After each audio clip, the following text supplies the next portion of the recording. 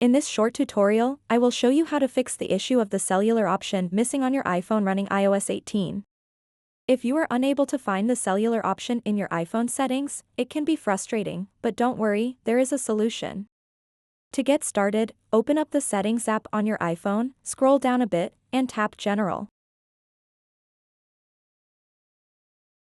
After that, scroll down again and tap Language and Region. Then tap Add Language. And then tap on the search bar and type in English. Tap Search. What you want to do next is scroll down the search results and tap English US. Then tap Use English US. This will change the language you use on your iPhone. If I go back, you'll see the cellular option. This problem usually occurs for English UK users because they see it as mobile service instead of cellular.